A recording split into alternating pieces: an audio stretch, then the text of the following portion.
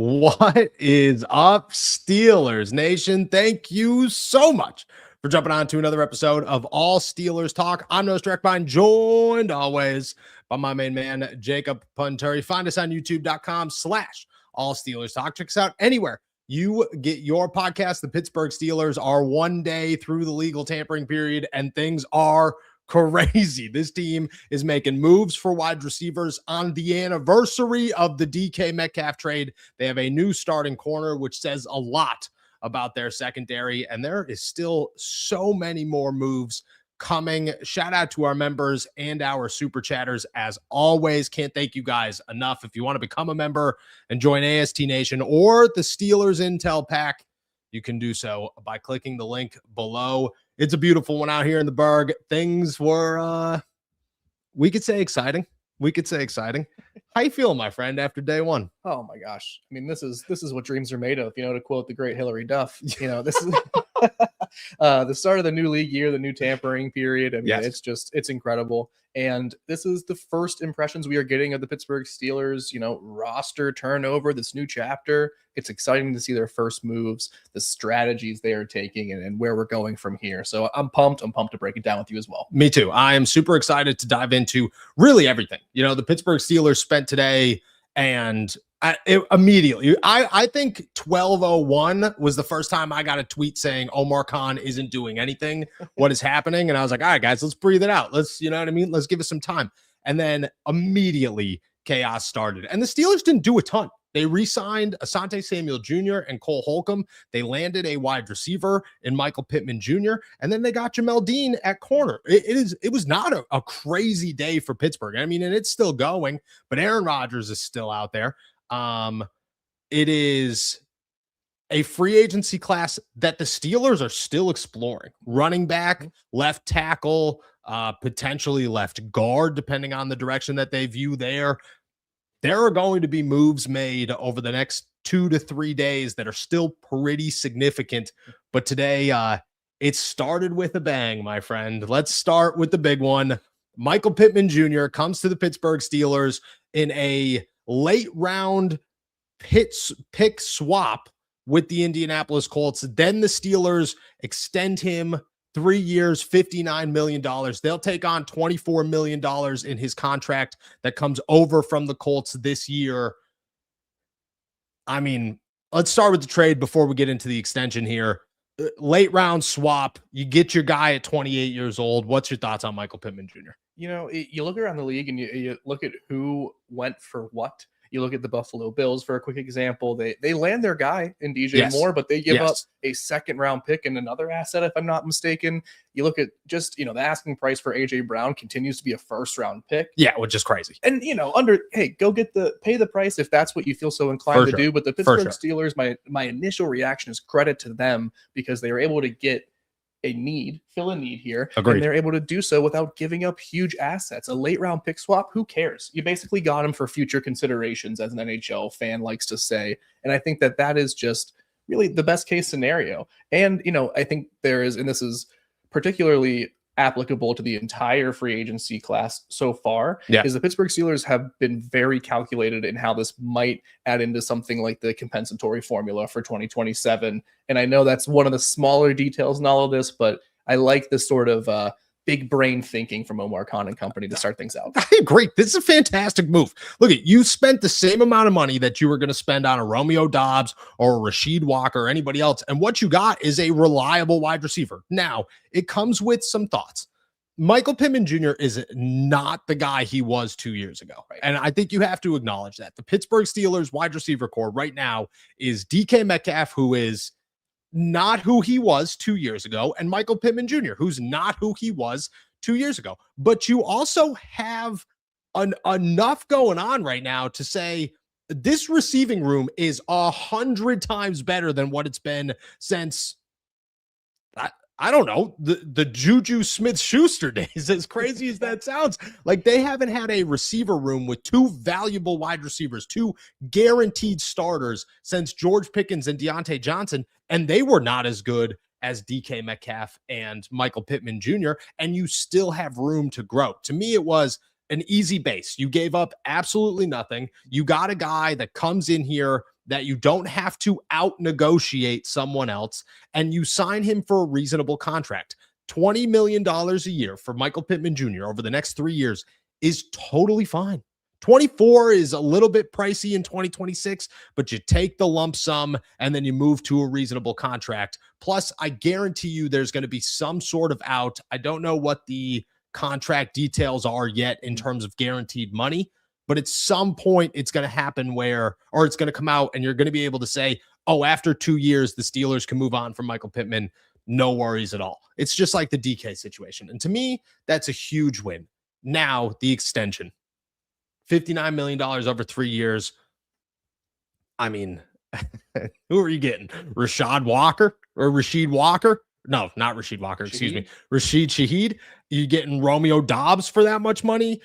You getting Wan'Dale Robinson, who went for a bag today? Alec Pierce, who went for a bag today? Like, to me, you just got a Rashid Shaheed money line. Like, that's the category of what you're in for a Michael Pittman Jr. Is it good enough? Was that a win on your side? Could you have done better? Could you have done worse? What's your thoughts? No, I think A+ grade for Omar Khan. Yeah. You probably could have, in a perfect world, maybe you don't have to spend $20 million for 800 yards, right? Like, I understand that. I think it's a perfectly fair criticism or belief to have. That being said, as you already mentioned as well, the amount of money players are signing for, the amount of trade compensation going back to teams for the same value of wide receiver, like the fact that they stayed steady, stayed calm, went after, acquired a number 2 wide receiver, a very big one, and it fits the style of play that is certainly aligning to be a much more physical style of Pittsburgh Steelers offense in the passing game, which I'm very excited about. Agreed. But yeah, I mean, they give up nothing. They spend $20 million. We've said for months here, $20 million is probably the going rate for a number 2 wide receiver in this market. They stick right there, right below it. 19.6 million cap hit. You can easily digest for a couple seasons. I think it's a great job. And now I'm just eager to see how he can rebound as the number 2 behind DK Metcalf in 2026. I agree. What does this do for the NFL draft in your mind? Nothing. Okay. Nothing. I mean, listen, I think I do not believe it was a smokescreen whenever the Pittsburgh Steelers met with so many talented wide receivers. I don't think it is a smokescreen to note how much interest they've had in so many veterans and proven talents as well. The fact of the matter is they're aware of how inefficient that offense was in 2025, how much they needed to improve, how much they were not good enough last season. And I think, yes, you get Michael Pittman. It's a huge improvement, 100% improvement, I would argue. It's still not quite championship worthy. And if this team truly considers themselves a championship contender or a wannabe championship contender at that, you need another receiving option in addition to the 2 tight ends you're going to bring back in 2026. So I agree. It doesn't change a thing. I still think first or second round wide receiver is a very realistic option. Maybe a guy like Ted Hurst becomes more realistic in rounds 3 or 4.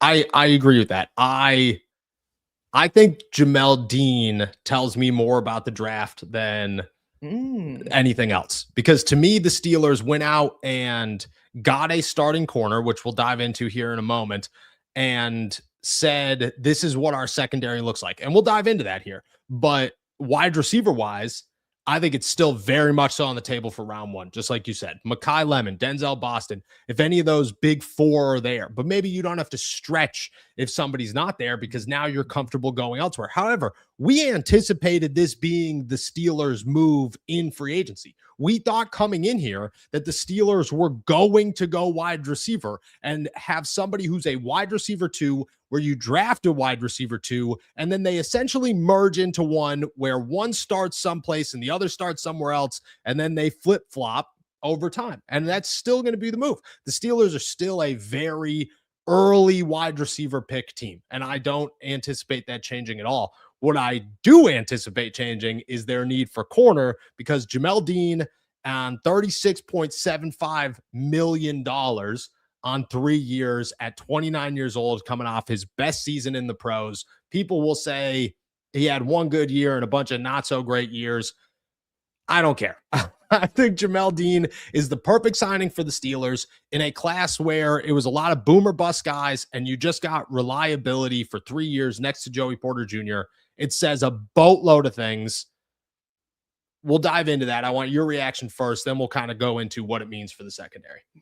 Huge addition. I think, not to toot our own horn, but this was a guy that's been on the All Steelers talk radar for a couple of months here for an ideal sort of number 2, because listen, I understand the criticism of maybe inconsistency across the entirety of Jamal Dean's career, but look at what he did last year on a Tampa Bay Buccaneers defense that had, pieces, sure, but to stand out there and to be a player who allows less than a 50% completion rate when targeted in coverage, that is just something that stands out to me in such a phenomenal way. He's got the size to go along with Joey Porter Jr., and you have 2 guys now who don't really allow a lot of touchdowns. Nope. And you look at this team that allowed something like 240, 245 passing yards a game. They were the 29th ranked passing defense in the league.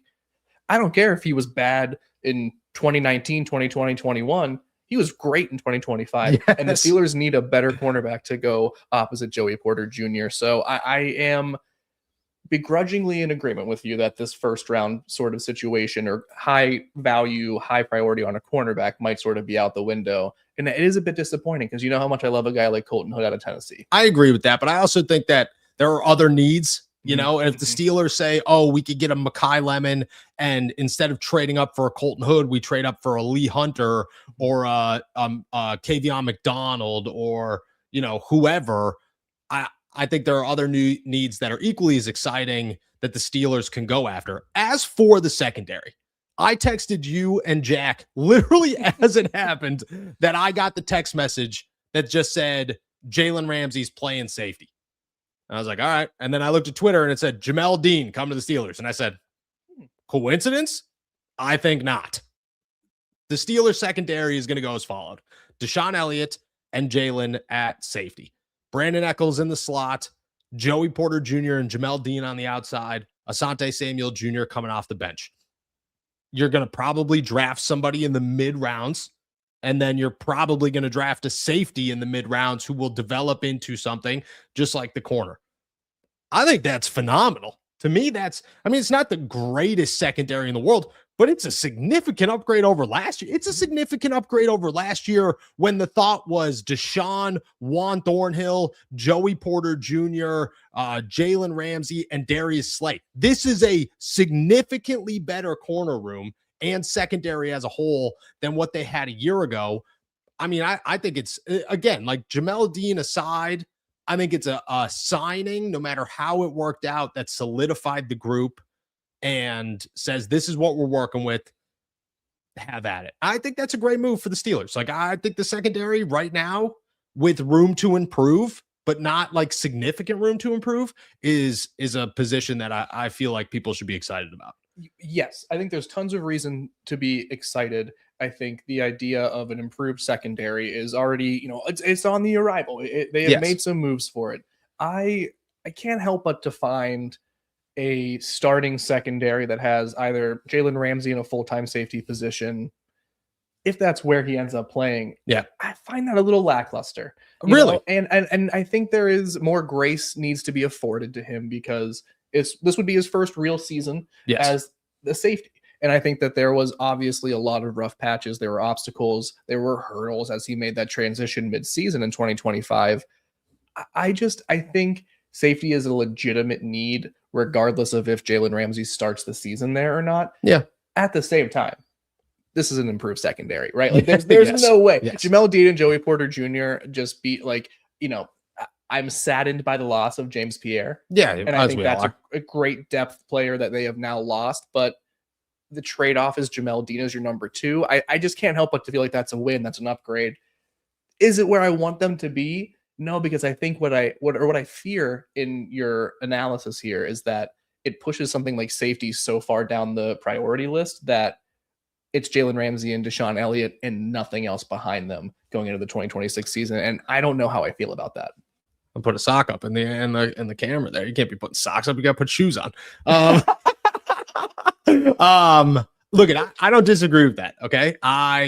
Tootsies out, dude. I was watching a Shane Gillis podcast yesterday where they didn't wear shoes, and I was like, that's weird. I'm the weird guy now. Shout out. First episode on the pod. It's an adjustment period. I agree with that. I do. However, I think you could form someone in there. Like I personally think that if you can develop a third round safety Mhm. instead of spending the money on a Jaquan Brisker, it's less of a risk and potentially higher reward. Because I like the safety class in free agency.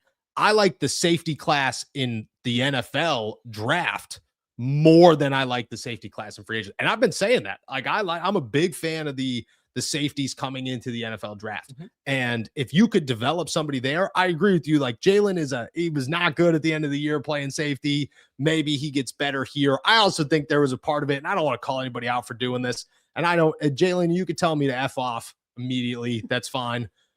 There's a part of me that's like, Jalen clearly didn't want to play safety last year. And I think this year he'd come into it and be like, all right, I'm 33 years old. I have to play safety if I'm going to continue my career. So this is the move. And I think it would be different. It just kind of felt like he was just a guy that was just not in sync with this team in 2025. I think in 2026, hopefully you get better. Mhm. We'll see on that front. I still think it's a good looking secondary at a glance with upside. You know, even if Jalen is somehow your weak link, which is crazy to say, like I think it's a group that is good, but you have to add a safety. Do you have to add another corner? Do you have to draft someone who's reliable to come off the bench? Man, I see. I think the problem is they kind of have to, or they have to add another legitimate safety, in my opinion. Because if you told me that if Jalen Ramsey was going to be your starting guy in the slot, right, and then I'm like, this depth is incredible. You have Brandon Echols and you have Asante Samuel Jr. playing reserve and rotational roles. I would imagine that's a much improved, or I would describe it as a much improved secondary. Agreed. The problem now is who's your immediate backup is Asante Samuel Jr. And I love him. I'm success story, resilience. I'm excited to see him play a larger role with the team. I don't love the idea of him and Brandon Echols being the guy if Joey Porter Jr. misses games, which could happen. I don't love them being the guys that are playing majority of the snaps if Jamal Dean can't go 100% of the time. Yeah, right? I agree with that. So I think they need to either add an exciting corner in the draft or they need to add another safety in the draft, because then that allows you the flexibility of maybe not fully transitioning Jalen Ramsey to safety if you don't have to. Are you more comfortable with Jalen playing safety over Asante? If let's say somebody got hurt, I don't want to toss a name out there because I don't want to jinx anything. Are you more comfortable putting Jalen as an outside corner than you are Asante Samuel? No, I'm more comfortable putting Jalen there, or Asante Samuel on the outside. Okay, for sure. I'm great with Jalen playing in the slot. Oh, okay. I hear that. I think that is probably the best use of his skill set at this point. I agree with that. And he could, again, you could tell me, F off as well. He would, but that's fine. I respect it. He's way better at life than me. I got no issues with this. He's way better at playing football. Yeah, which is how I define success in life. I'm great at playing football. I am pretty much God. That's what they say. Some of them would say that. Let's not act like they're not. I agree with that. I do. Would James Pierre fill that role? I would have felt better about the depth. Yeah. Okay. I hear that. I think James is going to start in the Vikings, but I also think that the issue in the adding more depth is how can you convince a Greg Newsome that hey, you're just going to be here just in case, you know what I mean? You can't. No, I get it. You're kind of taking a risk. And I think that their backups are actually pretty good. And I think Asante Samuel Jr. has significant room for growth. But I do hear what you're saying. And I would like a third round save or a third round corner or a second round corner or something like that. And I think both of those are on the books. We'll see what happens. Kenny G leaves today, goes to the Bucs. Shout out to Kenny G. I would not have paid him $7 million. I hope he enjoys Tampa Bay. Danny Smith's out there waiting for you, my guy. Where do the Steelers go at running back? We're looking at the big board now, and I didn't update it before the pod, but Travis Etienne is also gone. Mm-hmm. Kenneth Walker goes to Kansas City for a ridiculous amount of money. I was told, I think I dropped it on the pod yesterday. Maybe I'll drop it again today. I called and checked in on Kenneth Walker, and I was like, hey, is this real? And what I was told was, yeah, of course we have interest in him. I'd be shocked if they got him. I was like, all right, sounds good. Yep, that sounds like a good move. Where do you think they go? Where do you think they go at running back? Man, I have two thoughts. One, Okay. does this improve? It's very similar to the safety conversation. Does this increase the likelihood of them pursuing some sort of running back in the NFL draft? And if not, I think you have to look at a guy that we've talked about before, or two guys actually. Rico Dowdle becomes a name that has immediately becomes more appealing, and a good old free agent swap here in Rachaad White from the Tampa Bay Buccaneers last year, I think could be a player that suddenly feels like a much better fit for the Pittsburgh Steelers because, I mean, let's be honest, Jaylen Warren is going to be the number one featured back in 2026, right? Like that's what we just learned. The Steelers were not willing to pay Kenneth Gainwell more than Jaylen Warren. Yes. They were not willing to turn the offense over to him, so to speak. So Jaylen Warren's going to be the guy. I'm great with that. He does really well with the ball in his hands, whether that is out of the backfield, in space as a receiver. The question now is, who is the ideal complementary back? Right? Agreed. Is it a guy like Rachaad White? Is it a guy like Rico Dowdle? Is it somebody in the draft? We've talked about a couple of guys. I know they met informally with Fat Man out of Penn State. I think it's Catravion Allen. Yeah. Yes. You know, Mike Washington Jr. was the stud of the combine. Like, there's guys that might be available in rounds 3, 4, 5.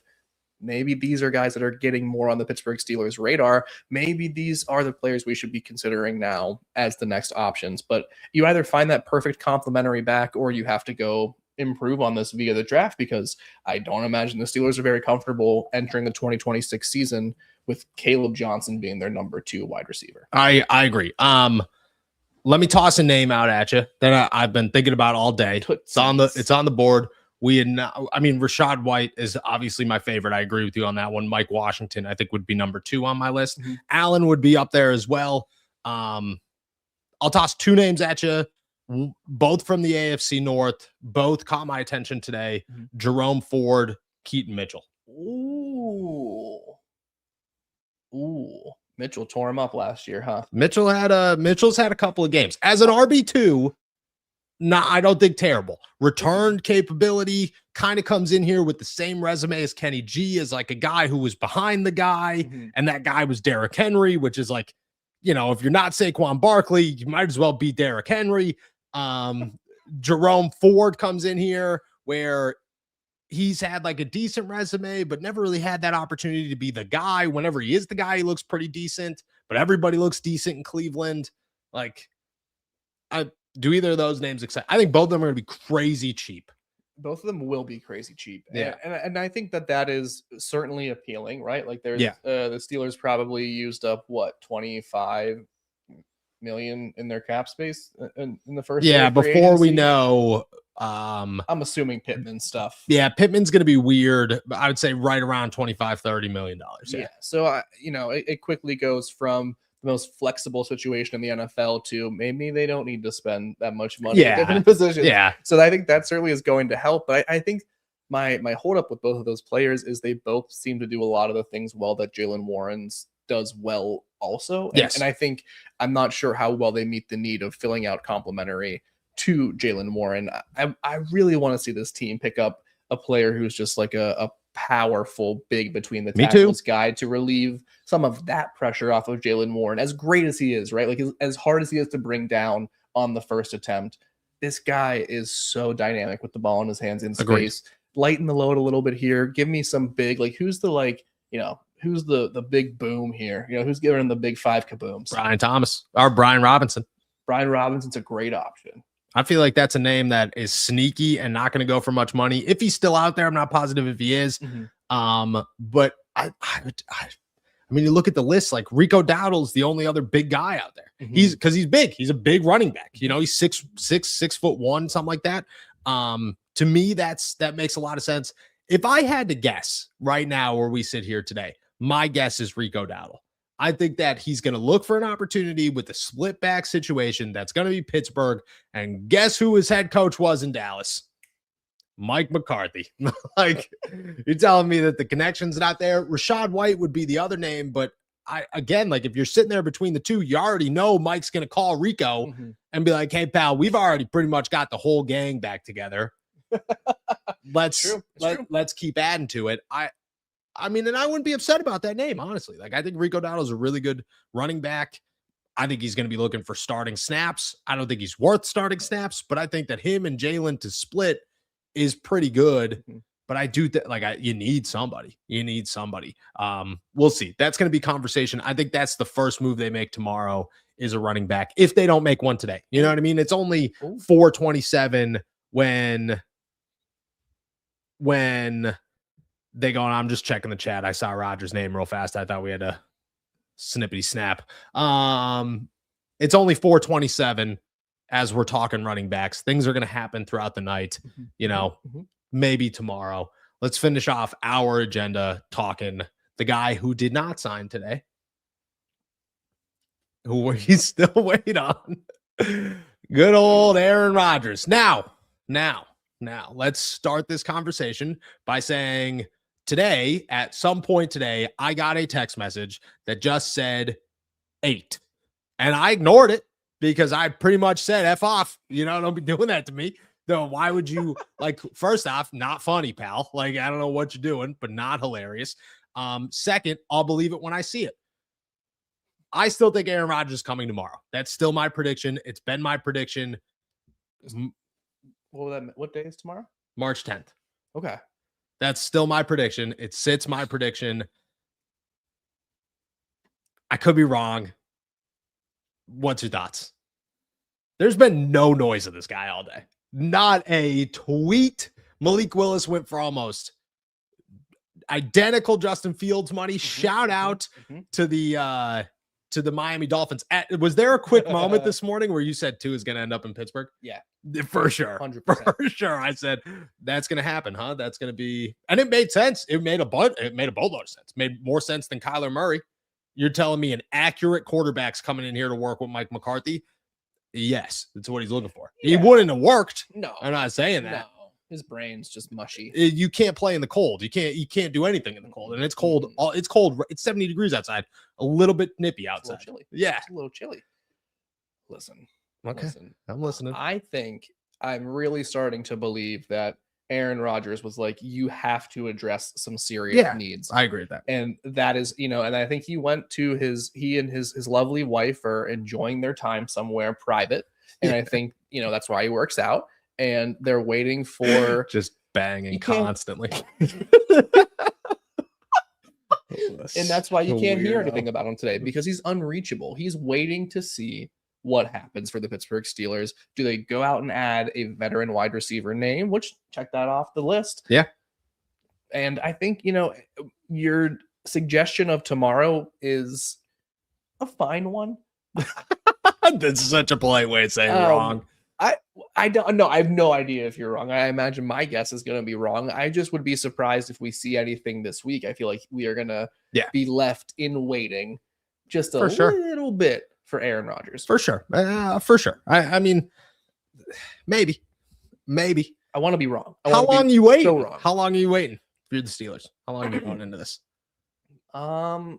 April 23rd. What? That's night one of the draft. You're waiting until April 23rd if you're the Steelers. If you are the Steelers, what else are they gonna do? You are the Steelers. What do you mean? What? What do you mean? What else? They got Kyler Murray still out there. Kirk Cousins is available. Joe Flacco was dropped on NFL Network randomly just to piss some people off for no reason. Like, what would I personally do? Are you asking, or what do I think the Steelers are going to do?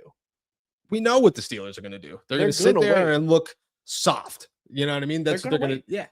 What would you do? I wouldn't have waited today. You know what I mean? Like, I wouldn't.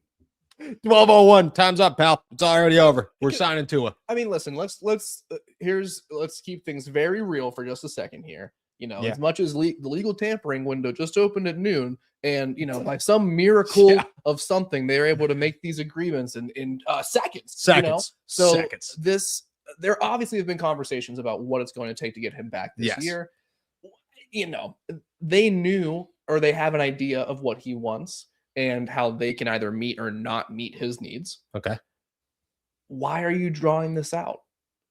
I would have said, if you're not ready to sign today, Rodgers. Yeah, I just don't care. He loves it, dude. He hates attention.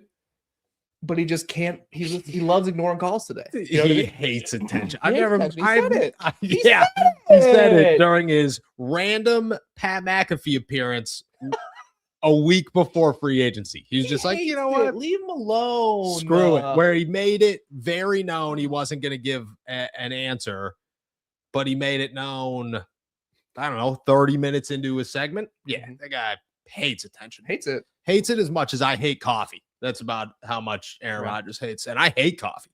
I hate it so much. I would have signed. I would have offered somebody a 1-year contract that wasn't Aaron Rodgers. Maybe Tua. Maybe. How old is that coffee? A couple minutes. It's not the craziest. Oh, that's the one you made. Yeah, before the pot. All right, cool. Didn't know if it was a yesterday AM coffee or what. No, we drink this. We drink this. Who would be the name? Let's just play hypothetical to end the conversation. Who would be the name? You know, Malik was the guy that I No. You wake up tomorrow. Who's your Omar Khan? Who you signing? Oh, Rico Dowdle. No, I'm talking quarterback. This is like a conversation with my wife. Who's on first? You know, I don't know. She's like, "What do you want for dinner?" A burger. A burger. Well, I got grilled cheese. All right, then grilled cheese. Like, I don't know. I didn't know I didn't have a choice. Yeah. All right, quarterback. You're waking up tomorrow, quarterback. It's Aaron Rodgers still. And there's no one else that I'm going to sign but Aaron Rodgers. You can't sign Tua because he's going to go be the tandem mate with the broken Penix. Which is crazy. It's lefties, man. Crazy. Southpaws explode. I'm not signing Kirk Cousins. Unless you are interested in signing someone like Jake Browning, who was not tendered by the Bengals, unless they worked out something, unless you are going to draft Ty Simpson or trade for somebody like Joe Milton, who I love and is going to be the next MVP of the league, then, you know, him and Kyler Murray. I think that's the most. I would have signed anyone else, truly. And just been like, you need a stopgap quarterback. Who cares? If I woke up tomorrow morning and I was Omar Khan, first thing I do is freak out because I'm bald. Shout out to Omar Khan. I'd be so upset. It's just a big drastic change. You know what I mean? I wouldn't even know what to do. Luscious curls over here. Second, after I was, done buying hats, I would call Kyler Murray and I'd have him signed by lunch. Hands down, no questions asked. Wouldn't even think about it. I'd call Tua in the meantime and just be like, hey, dude, you sure you want to go to Atlanta? Because Pittsburgh sounds great. But one of those two would be my starting quarterback in 2026 for sure. You're loving the bald comment, huh? What kind of hat? Just a classic baseball. Just a classic cap. Yeah, just a classic. No, I would have been like full fedora. And see, that's the best part about that, though, is you could be like my father-in-law is bald, like flipping it around. And he's always like, I need a hat. He's like, but you can't just have a trucker hat, which is my go-to hats. You need you have so many options as a bald dude. So after I was done with that, 6-7 hours later, I would call Tua and Kyler. One of them would be my quarterback. 2027. I think those are great options. Yeah, I agree. All right. Not Rico Dowdle. He would be too, but once we got past the quarterback, he'd be the next call. All right. With that said, guys, that's everything on our agenda. We're going to take a quick break. On the other side of it, we're going to start answering your questions. So toss them in the chat. We'll be right back. What's up, AST Nation? I wanted to give a shout out to JPE Recruiting, a Western Pennsylvania-based recruiting firm working with manufacturing companies throughout the Pittsburgh region with a heavy focus in the machining industry. Started and run by someone with 25 plus years of experience in the industry, JPE Recruiting helps those who need real recruiting help but can't justify $10,000 to $20,000 per hire. Built for small and mid-sized shops, JPE Recruiting offers an affordable flat monthly rate model, unlimited hires, and no per hire or placement fees. They also offer a local job board dedicated exclusively to manufacturing jobs in the region at pittsburghmanufacturingjobs.com. Check them out at jpeacerecruiting.com or by calling 1-844-952-5969. JPE Recruiting, machining industry recruitment done right. All right. Shout out to our members. Shout out to our super chatters. If you want to become a member, join the awesome people in the AST Nation and the Steelers Intel Pack. You can do so by clicking the link below. Lots of good nuggets coming out. And They got our extra access, inside access, early access, the word, third time's the charm, to the new pod studio, which I'm feeling pretty good about. Look at the toesies right there. That's the last time we'll do that one. We were just talking on the break how we need to keep some shoes here. So that's step two. That's step two. Shout out to Shyler. Today I learned you both have legs. We do. I did not know either. Not until I showed up here. I've actually never seen Jacob's legs in person ever until this Even moment. when we were away in Indianapolis. We just went days. No legs. No legs ever. Shout out to the people. Hope you guys like this. Let us know your thoughts on the new stew. Duff, I'd love to still grab Rashid Shaheed.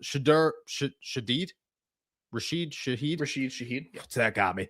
Or Romeo Doubs and still draft a wide receiver in round 1 to have a deep core moving forward. I think Romeo Doubs is still a possibility. My guess is Jalen Tolbert is the next wide receiver to sign with the Pittsburgh Steelers. Yeah.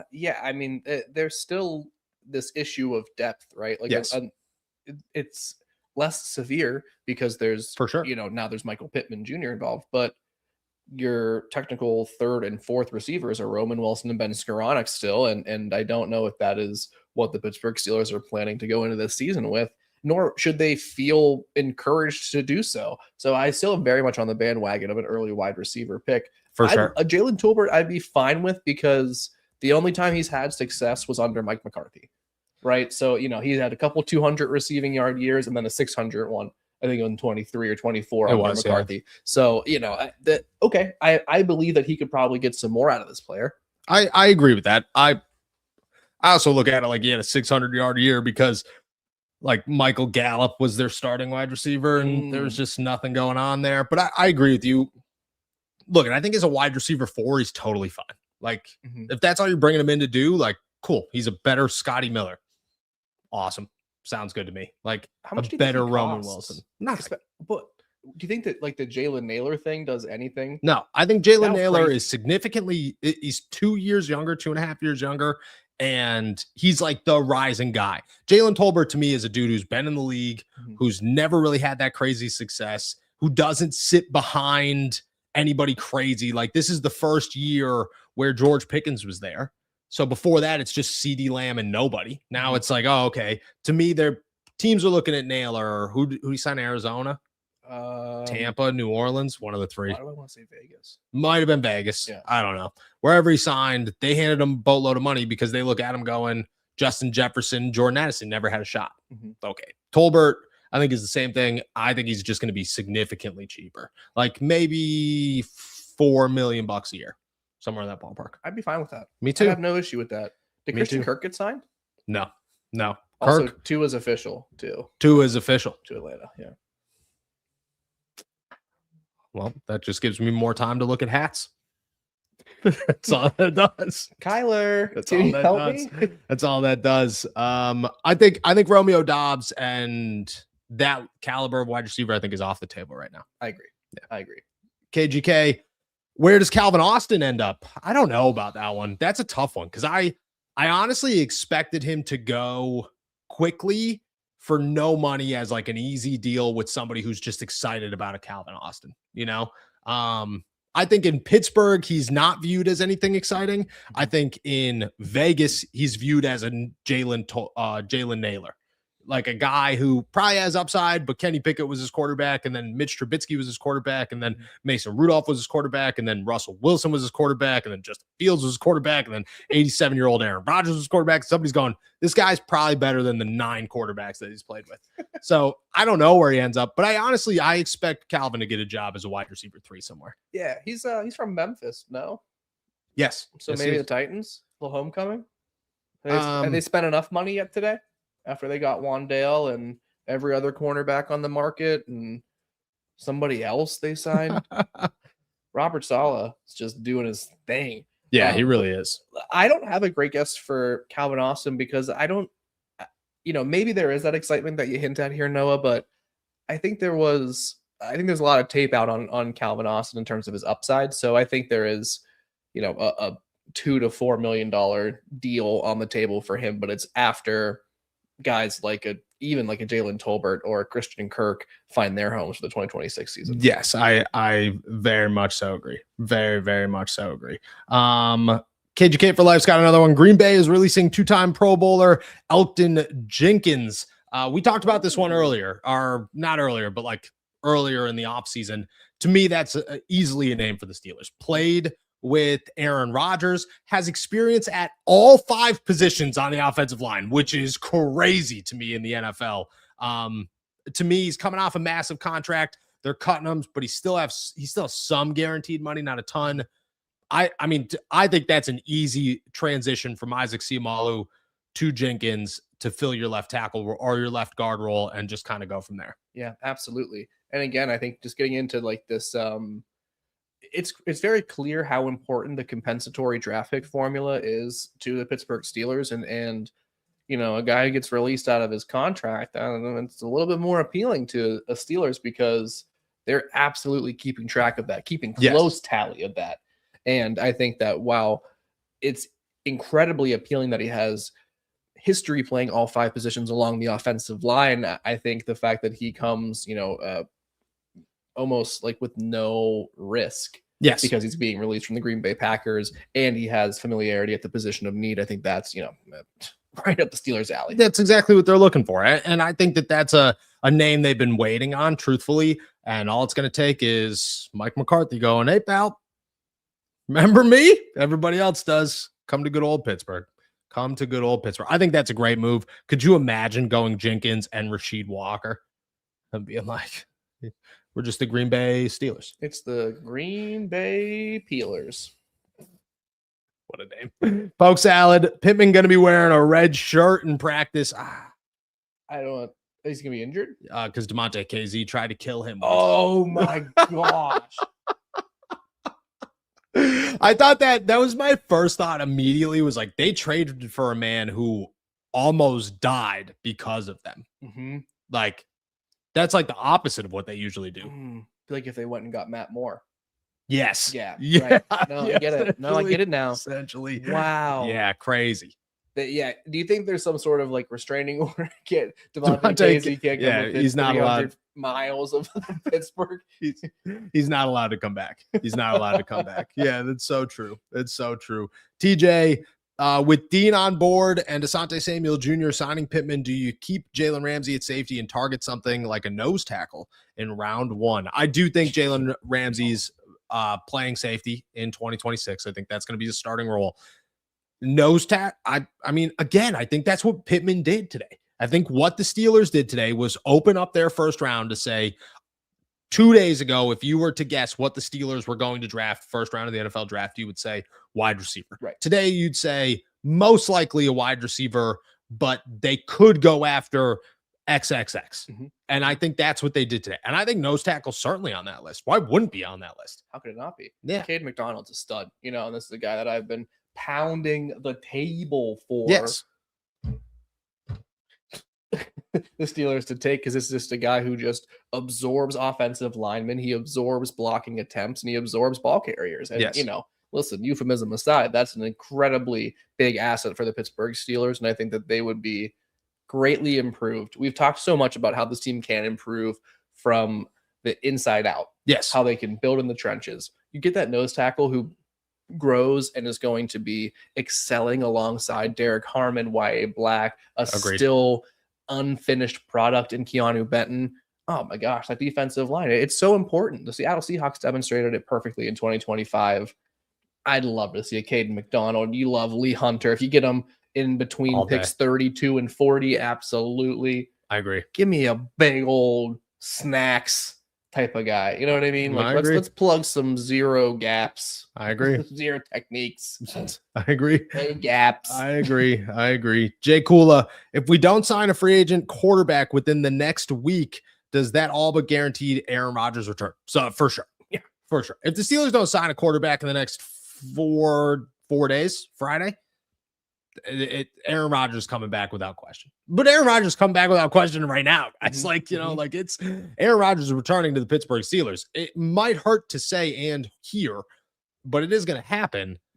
I think that, I mean, the answer to your question is yes. I think the other question to it is like, how long do you wait before this turns into last season?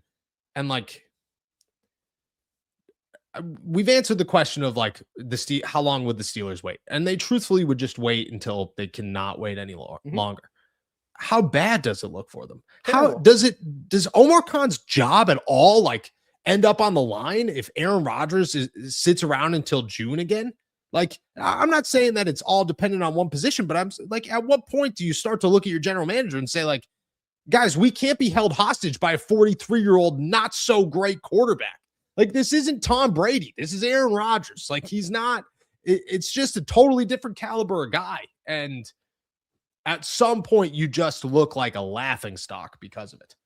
I mean, it hasn't looked great for the Pittsburgh Steelers in terms of how they've handled it for over a year now. Like, they let it, like, they, again, as you pointed out, like, if Aaron Rodgers was winning a Super Bowl at age 39 or something like a Tom Brady, sure, yes, that's one thing. Then you're like, all right, at least he did it like relatively recently. The last time this guy won a Super Bowl, we were still in school. Yeah, we were like 12 years old. Kids. Yeah. So like, it's not like you're saying like, well, he still got the goods, you know? Like, you are just basically they have been held hostage by an average quarterback for 2 seasons now. And so it doesn't look good. It doesn't affect Omar Khan's job one bit though, because he is just one. It's clear that AR2 loves him. It's clear that, you know, he's executing the vision very well. And I think that all plays into it. Like, the waiting for Aaron Rodgers is a part of the vision. Like, and you know, this is why we are so often at odds with the vision that they are presenting. Because you're like, the vision. I would have signed a different quarterback today, you know, and just like found your guy, already been working on it. Do you think this is crazy? Hit me. Will he age? Does this do anything to improve the odds that Will Howard and Mason Rudolph are the tandem that they're trying to enter the year with? No, it doesn't even. They are not trying to enter the year with Will Howard and Mason Rudolph. They're not trying to do that. Trying to make sure my tootsies aren't on screen behind the comment.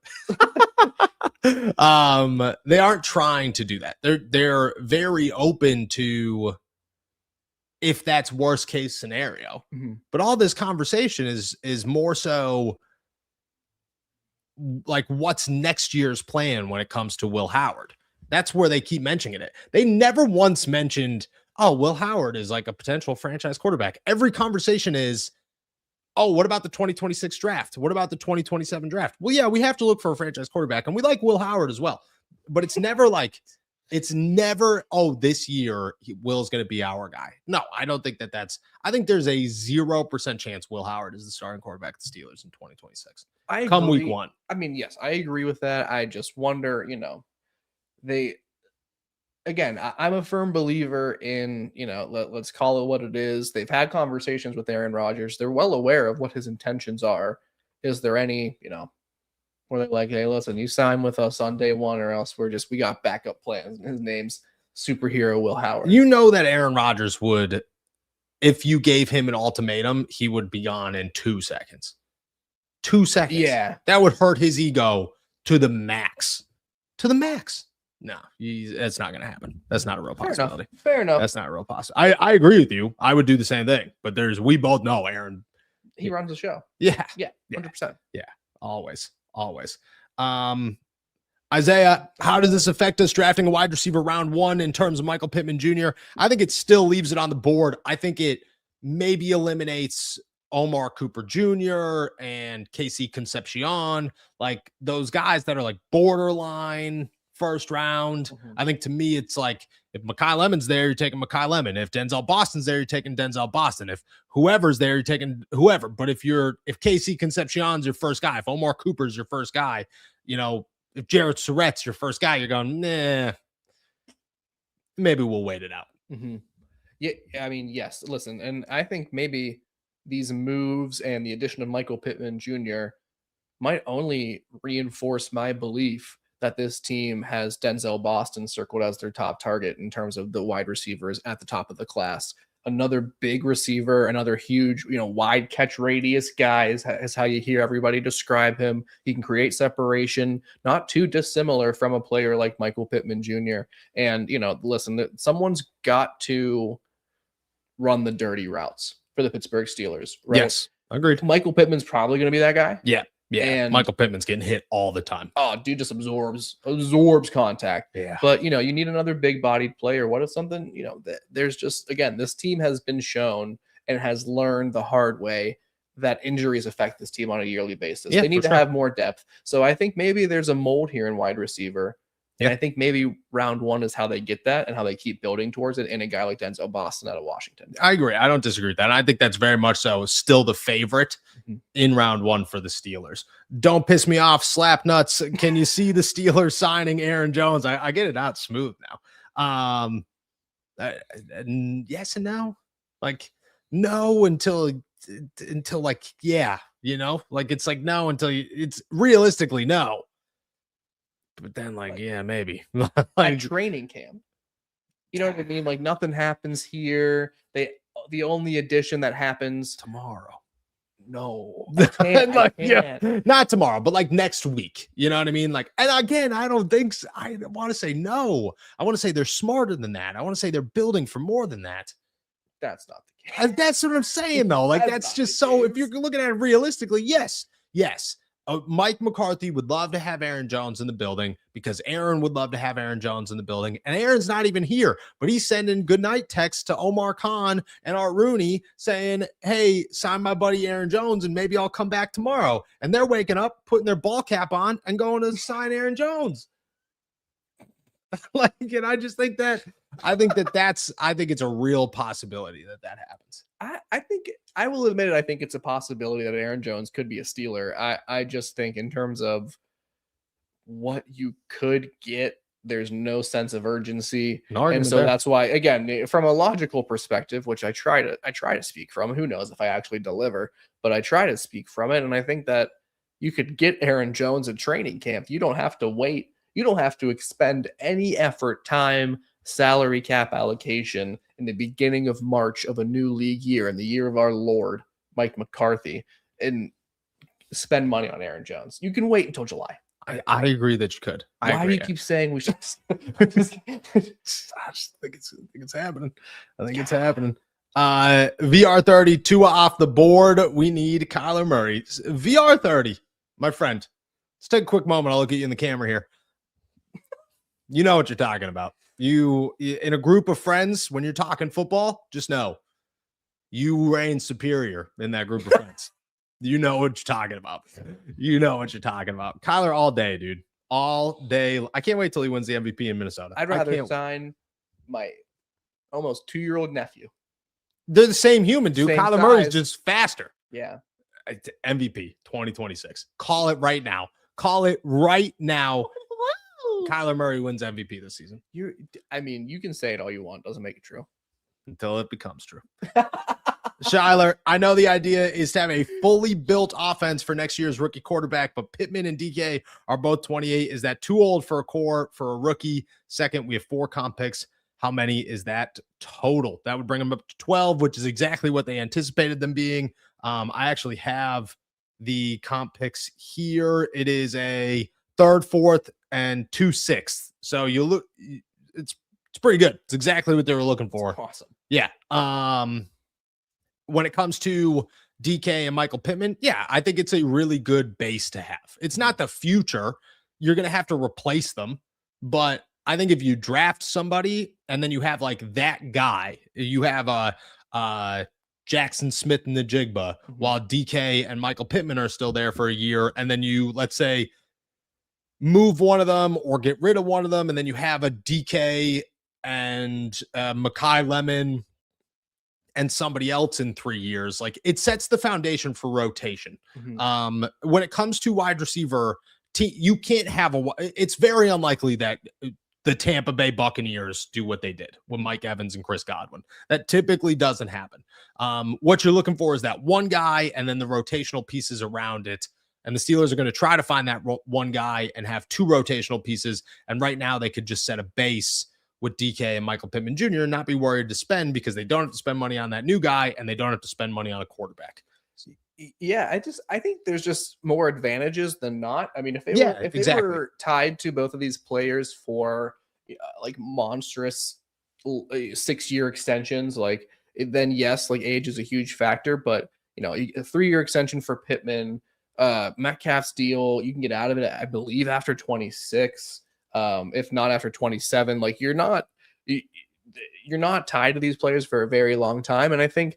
The fact of the matter is, 2 proven veteran wide receivers are probably going to create more production for a rookie quarterback in 2027 than, drafting a guy that you really covet and then maybe going out and getting a rookie wide receiver to pair with him. Like, yes, you still want to do that to build the franchise, to build those foundational pieces that you rotate around, but you're going to need weapons and you want to make a rookie quarterback's life as easy as possible. DK Metcalf, Michael Pittman Jr. make a rookie quarterback in 2027's life very improved and much easier. Agreed. Very much so agreed. William, what do you think about the Steelers' chances of signing Ty Simpson if Rodgers retires or signs with the Vikings?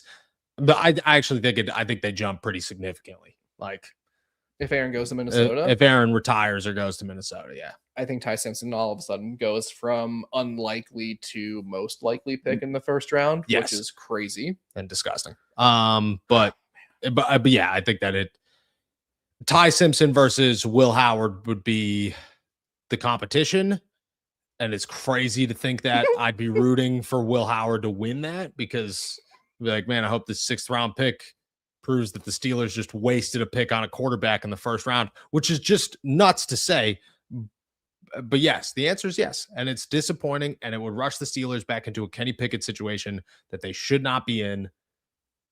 But maybe they are. That's bad. Yeah, I agree. Cash, if we don't address running back, do we try to get Jeremiah Love since the Chiefs got Walker?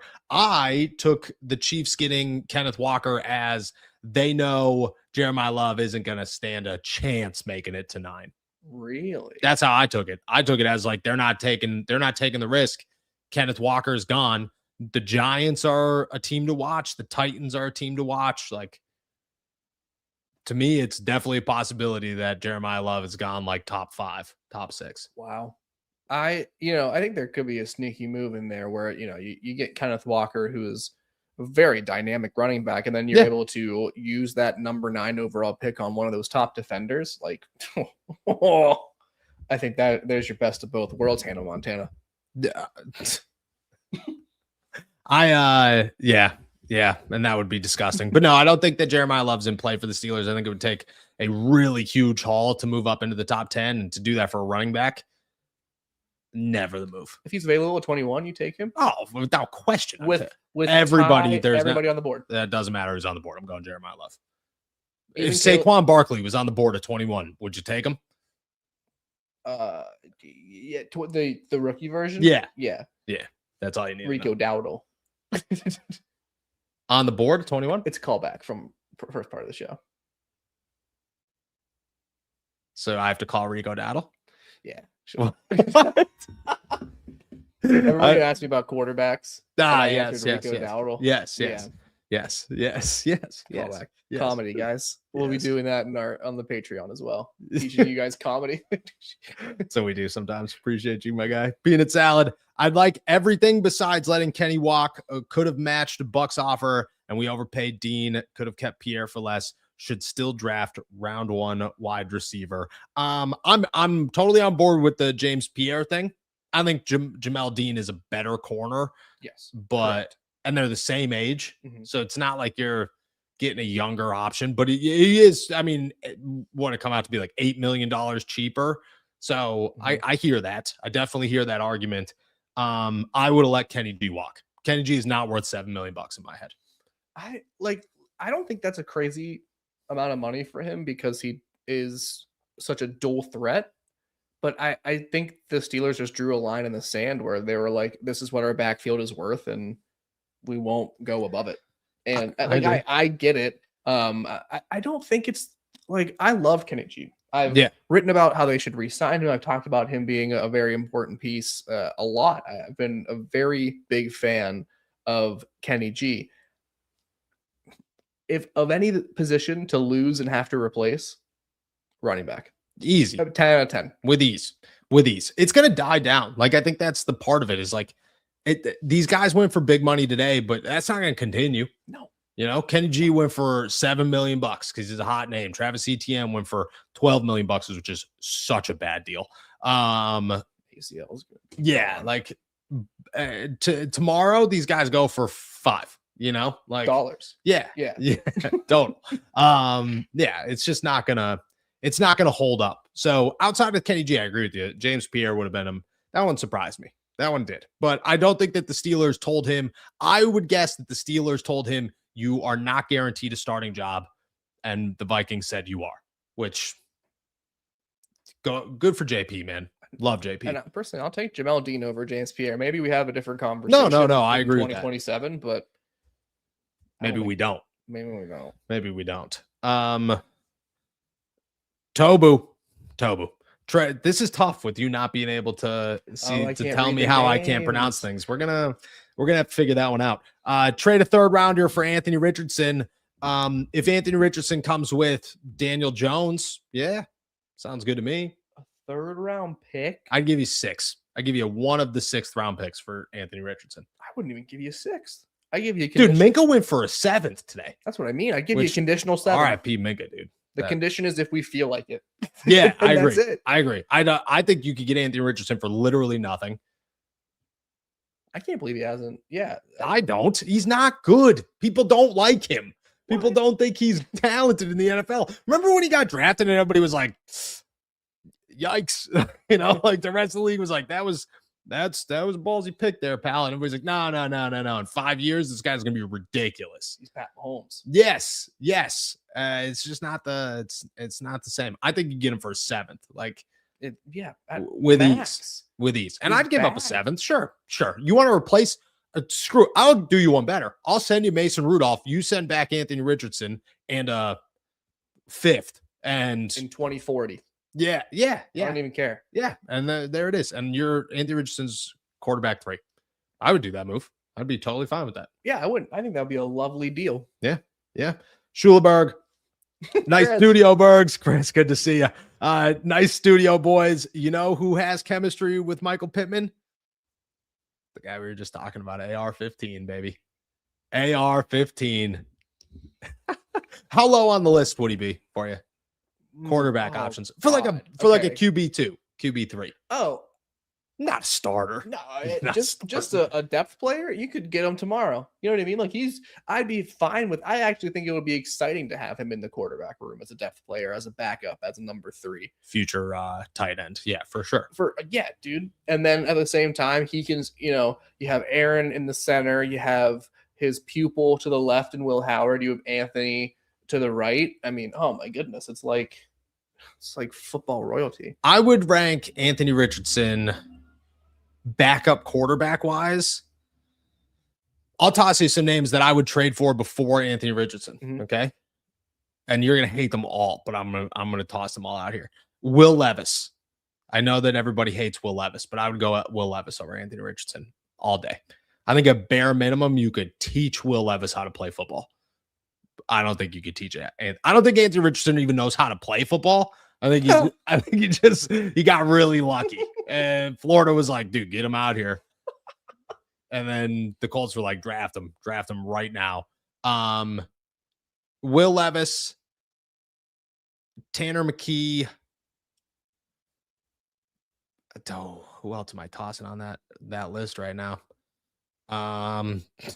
Shedeur Sanders. I'd go Shedeur Sanders over Anthony Richardson. I mean that one, actually. Well, he's better.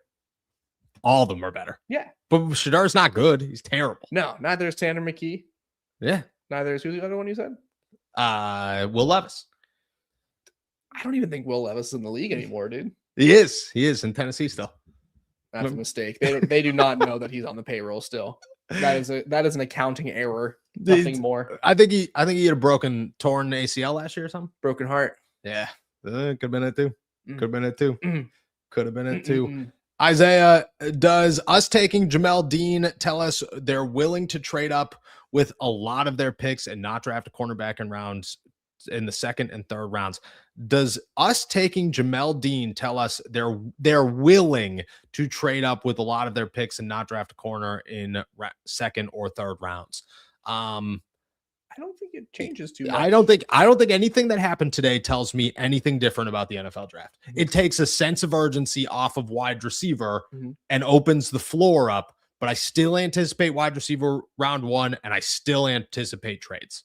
Yeah, in round 2 specifically. I think that's at least for me, I'm sure. Still that's where I see that's where it makes sense. Up. And those, that extra comp pick like we talked about, I think that's where we're gonna it doesn't change much. No. I agree. I very much so agree. Roy, thoughts on round 1 draft options not named a wide receiver? McDonald, Colton Hood, Ty Simpson. Not a wide receiver. You say McDonald? I said McDonald. I said McDonald. Anthony Hill. I like him. I thought the Cole Holcomb move today was very interesting. Very.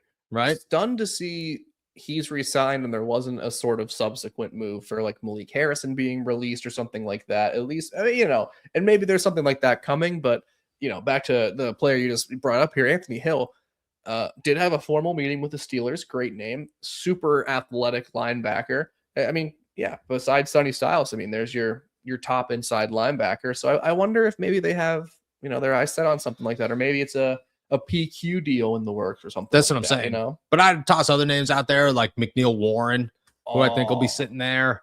Any other safeties you would take in front of him? I wouldn't take like Hall. Well, I'd take Caleb Downs, obviously. And then what's his name out of Oregon? Oh, Pittman. Yeah, I'd go him too. I think McNeil Warren's 3 on my list. I'm cool with that. If either of those players are available at 21, I think you have to think a little bit harder. Yeah. Yes, I agree. But I think that's what happens is like, I think that with the moves today, it just opened the floor, but I would go a lot of those names, dude. What's his name out of Florida? The D tackle? Yeah. Caleb Banks. He's another name to watch. Like the other Texas Tech guy is another name to watch. There are names. There's a lot of names. Yeah. Yeah.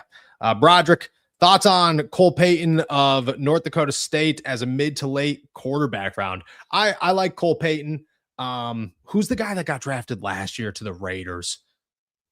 Oh man, he was a quarterback and he's from South Dakota State or something. I got nothing for nothing. Somebody will let me know in the chat. I honestly don't mind him as like a later round pick. I'd be cool with him over a lot of other names. Once you start getting to a certain place, I'm looking for your athleticism over anything. So like Drew Aller to me, who I think is going to go like 3rd, 4th round. If he fell, cool. I think Carson Beck's going to go earlier than expected as well. Taylon Green, I think, is a name that'll climb boards, but Taylon Green, Peyton, like those guys to me are like, they're fun. They can do a lot more. I love a small school QB. Yeah, Cam Miller. That's who it was last year. Oh, yeah. We love a guy like that. Yes, I agree. Who could just do a little bit of everything. He's just not going to be a guy at the next level. No, that's the thing is you just false hope. Yeah, I agree. You're just drafting somebody to be a future Skylar Thompson, which is exciting. You need another Skylar Thompson. Great role. Duff, I'd rather bring back Calvin Austin III because he has wide receiver 3 upside. Plus he needs a punt returner. I honestly, I'd be cool with that too. If Calvin was coming here to be a wide receiver 4, awesome.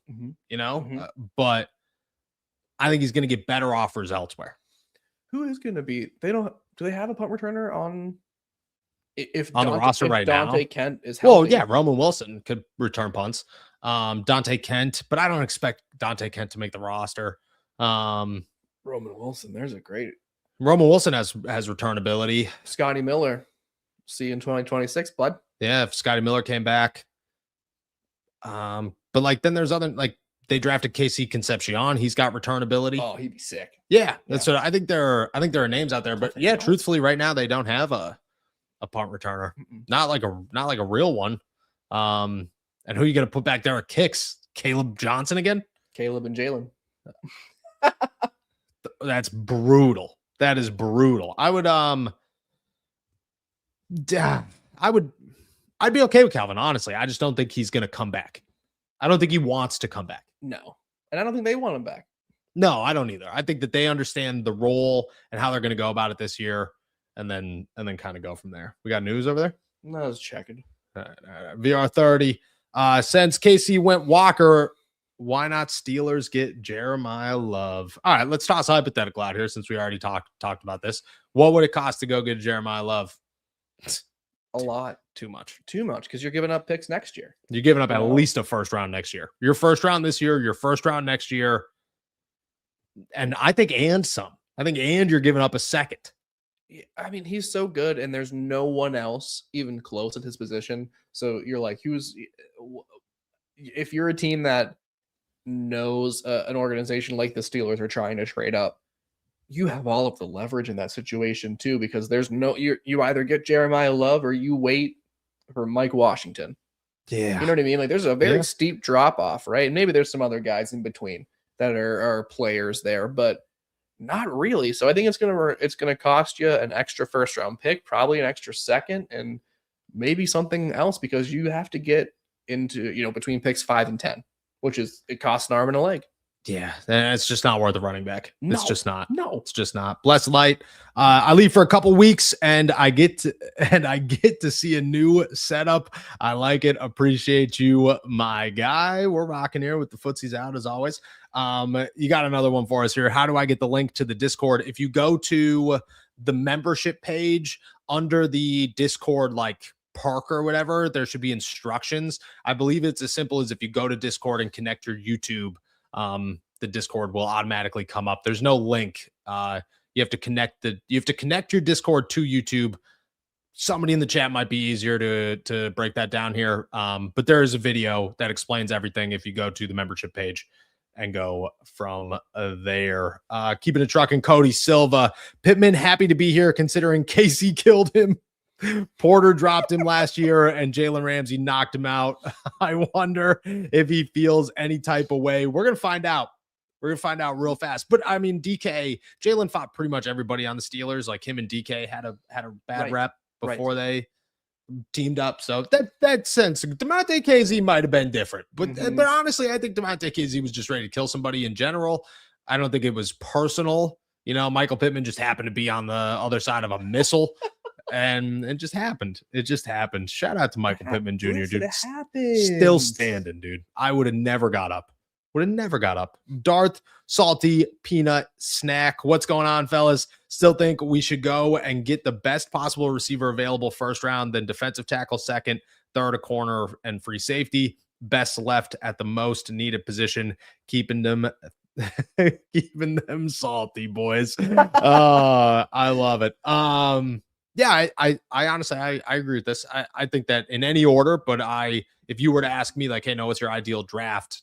And you got to pick who was there, I would go wide receiver, defensive tackle, corner, / safety, / some lineman. Yeah. Excuse me. I got you right in that. I would agree. Yeah. I got a yawn and also made my eyes water. They're all in one go. Listen to this entertaining stuff. Watch me. Fix my eyeball. No, I think that's a pretty accurate assessment of priority list, right? Like what? Yes. Pick your poison, take the order in which you choose, and let's upgrade this team, damn it. Yeah, I agree. Agree. All right, Heath Miles, excuse me. Big time, sad, KG left, but wow, did he get overpaid? Maybe, be well, great show. Appreciate you, my guy. I agree. I think he got overpaid, but I'm all for it. Shout out to Kenny G, man. Go make your bag. Have fun in Tampa Bay. Over under 750 all-purpose yards first year in Tampa Bay. Over. You think so? Sure, over. Yeah, he's going to be the new Rashad White. Plus, he's going to be special. He's going to be a kick returner. And who's the starter over there? Bucky Irving always tends to get hurt. So true. I still think he's going to be a factor in the passing game. Not as much. No, they don't use their running backs as much. But now that you don't have Mike Evans, maybe that changes. Right. I don't know. Skylar. So does the Michael Pittman trade make us more of a contender with Rodgers, or are we still going to lose in the first round of the playoffs? If they get to the first round of the playoffs, it would depend on who they play. I don't know, to be really honest. I don't. I think it helped things, but I think we're going to find out a lot early in the season. Is Rodgers still good at all? Because he's going to be 43 years old. Last year, we thought the defense was going to be the craziest thing on turf. It ended up to suck for 90% of the year. So bad. Like I'm going to reserve judgment until week 1 on if a specific player makes them more or less contenders, unless they do something crazy like get Kyler Murray. Yeah, I have to believe that adding another 1,000-yard receiver, I know, coming off a down year in 2025, but another legitimate asset in Michael Pittman Jr., I have to believe that makes this team more of a contender. Yes. With Aaron Rodgers. I have to believe that if you play that game over again against the Houston Texans, you're not going to win guaranteed with Michael Pittman Jr., but your offense has a slightly better chance with Michael Pittman Jr., and I'm great with that. I agree. I want to give a shout out to Darth Salty Peanut Sack. It's not snack. I thought it was sack. I thought it was snack. Shout out. Way to be derogatory, my guy. Way to just. And for you, a little Tarantino shot, my footsies. Look at those. Look at the holes on the bottom of those bad boys. Russian cream. YouTube stopped calling me tortellini salad. But do you think it is at all possible to trade our first this year for another next year? 2027 draft is better. Shout out Russian cream. Dude, join the Discord. Everybody's tossing their real names in the Discord, which is awesome. It's like the picnic pack revived outside of YouTube. It's phenomenal. Plus, I don't know how to use Discord, so you all get to enjoy me acting like a 60-year-old trying to figure it out with the youths. It's a good time. Yeah, you get like one message a day from me being like, here's my thought. LOL, love Jacob. I like respond to people like 8 hours. I feel terrible. Like, I'm like, this is awful. I'm so sorry, guys. But I'm learning, and I'm actually having a blast. I'm watching what video games you guys are playing and stuff. I'm like, crazy. Dude, let's jump on this. I downloaded Call of Duty last night because somebody was playing Call of Duty. You trying to COD, Brett? Dude, I'd COD right now. Log right off the pod. But Aaron Rodgers is going to sign. Shout out to Tortellini Salad. Would you trade? Is it possible to trade this year's for next year's? I think it is possible. Definitely. I would not be doing it. There's no need to. To me, there's going to be so many quarterbacks next year that moving up, anticipating quarterbacks next year. This year taught us a very valuable lesson to not jump to conclusions, but you also have to assuming there are enough quarterbacks next year. I don't think you have to get up to 5. I think you have to get up to 12. And I think getting up to 12 at 21 is very doable. So I think instead of honestly, let's be really honest. What if Aaron Rodgers goes out there week 1, blows his leg off or something, and the Steelers finishes the worst team in the NFL? You just gave away the number 1 pick in the draft. All right, I take that back. No, you didn't. Be the other way around. I apologize. That's a bad example. I still wouldn't do it though. I still wouldn't. I think that the move to move up next year is going to be simpler than this year. Would be sick if that happened, if they got an extra pick in next year's draft, and then also were the worst team in the league. That would be awesome. 2 first-round picks.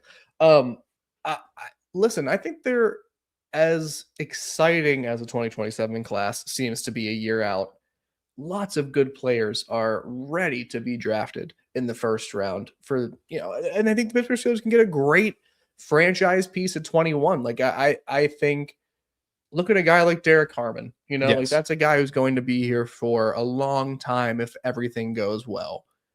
You can't. What if they had punted on the 2025 draft because they were anticipating Arch Manning coming out in 26, right? Then you lose out on a player who could be an anchor in the middle of your defense, and you screwed yourselves for the future as well. I think you have to be able to find talent where there seemingly is none, and that is, keeping that draft pick in 26. I agree.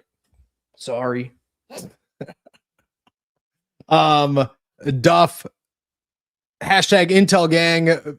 Didn't you guys ever watch The Simpsons growing up? You make friends with salad. What is that? Is it a Simpsons reference? I won't lie to you. I was not a Simpsons guy. I was a Family Guy guy. I watched a lot of Family Guy. I was a big fan. I was a big South Park kid. Same. Yeah, big. It probably made me such a dickhead, as an adult, because I was just like, fuck you, Kenny. You know what I mean? Like all the time. It's like my whole life. It's like 7 years old. It's a good time. Yeah. I had a potty mouth forever. Still do, dude. Still do. But, Shout out to the mom, but no, I'm gonna go watch it though. I love watching clips of The Simpsons as an adult because it teaches me that conspiracy theories are real and I should believe in all of them. Yeah, Exactly. for sure. Exactly. Mac, you think the Steelers are in on Jenkins from Green Bay? I do think that the Steelers are going to be in on Jenkins. I hope to God. Yeah, I think it's early. I haven't heard anything, but he's a very interesting name that makes a lot of sense for the Steelers. And I anticipate them having some. I don't think the Steelers are going to ignore left guard or left tackle. I think there is a reason that the big board over there has all of them still on it because it's going slower than anticipated. And I think because of that, they're going to be on all of the big names. Yeah. No, well said. I don't think I have anything to even add to that. Roy G. Bivington. Fantastic name. Thoughts on an AST mock draft competition closest to the actual draft results win bragging rights? I actually like this. I think we'll for sure do something like this. I think that's a great idea, actually. Yeah. Do a little mock draft where the closest comes. I'm always awful on my mock drafts. Although sometimes I get them right, but extremely wrong. Shout out to Darnell Washington, who I predicted the Steelers would trade back into the first round to draft, who they drafted then in the third round. Told him that. His response to me was, would have made a lot more money. Said, I tried. Ain't that the truth? Tried that. I like this one. Yeah, I think that's a great idea. I think we'll do something like that for sure. Pittsburgh Hornets. Do you think we missed on Willis going for a relatively decent price? No. I think the Miami Dolphins are screwed. That's what I think. Shout out to the Miami Dolphins, who are going to pay $126 million this year or something like that for a quarterback, and none of them are going to be good. So, God, yeah, I'm not like upset about missing out on Malik Willis. I think I'm more disappointed by their inaction in addressing the quarterback situation overall. Yeah. Yes. I'm not into paying even if it was light. You know what I mean? No. To me, that's why I keep saying Kyler and Tua. Like, who cares? You're not paying anything. You know, True. You're paying less than Mason Rudolph. Go sign him. Maddie Jaquan Brisker incoming. I actually think the Steelers are done at safety. If Jalen Ramsey is the answer, then why would they go out and sign someone else? I agree. I think they're going to draft somebody in the middle rounds. And that is it. I don't think they're going Sebastian Castro is going to be your 4. Maybe somebody small, but I doubt it. I love Sebastian Castro. I'm just worried about the depth. I don't know how you. But you only keep 4 typically, right? So you have to go get a third. But if the third is the draft, and then you just go sign other Sebastian Castro type guys, you know? Yeah, it could work. I mean, also they signed DeMonte KZ after the NFL draft a couple of years ago. Sure. So to get that, like, if you find yourself after the draft being like, oh, I need another guy, they're there, you know, especially those like DeMonte KZ might be available. And while restraining order with Michael Pittman Jr. might not work, I think it's still possible. I do. Don't piss me off, slap nuts. Can you see the Steelers with a package deal to move up in the draft, pick 21, and Herbig go to the Cowboys for pick 12? Jacob, an old wrestler dude, Jeff Jarrett, said once or twice, don't piss me off, slap nuts. That's awesome. That's so awesome. That's so awesome. Nah, I should have gotten that. That's so cool. That's awesome. We've been told that Nick Herbig is staying with the Pittsburgh Steelers and that there's no expectations to leave. I think things can change, obviously. Sure. You know, I think that you could look at it and say the Dallas Cowboys call and say pick 12's available. Just give us Nick Herbig and, you know, pick 21. Then you have a conversation to be had. But also, who's there? Who you looking for? You know, like you moving up to 12 to get Mekhi Lemon. Like, nah. I think a lot of it's situational. It's very much so. I just have a hard time believing that they want to use Nick Herbig as a trade chip. Yes. Yeah, I feel the same way. Like, I don't think that they have any intentions of letting Nick go. They'd have to be blown away with an offer. If they go 12, would you trade him just for 12? No. You don't have to give up 21. Just Nick Herbig for pick 12. I mean, yeah, like that's like you don't have to pay him. You know what I mean? Like you don't have to worry about any of that stuff. You can get a young player. Yeah, you go get any edge rusher at 12. You'll be just fine. You can get Jermod McCoy at 12. That's what I'm saying. Like I think at that point, yes, I don't think the Steelers would be out there searching. Nate Moore, we lost Kenny G to the Bucs, so that means we get Rachaad White, right? I think Rachaad White is definitely on their list. Will it happen? I don't know. We'll see. Renegade Minka, guys, how do these new contracts affect extending, Joey Porter Jr.? I think quite simply, $20 million is a guarantee. Minimum amount of money per year he's going to get. Mm-hmm.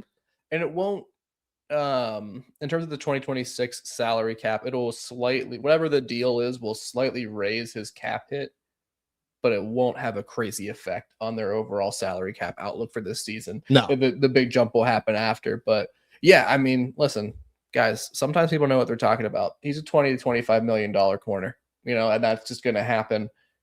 I will say, and we had this discussion earlier a couple weeks ago, the market that the Steelers have now established for, cornerback 2 versus cornerback 1 is great. They could have gotten screwed. They could have signed Jamal Dean for $17 million a year, and then they would have had to pay Joey Porter $30 million.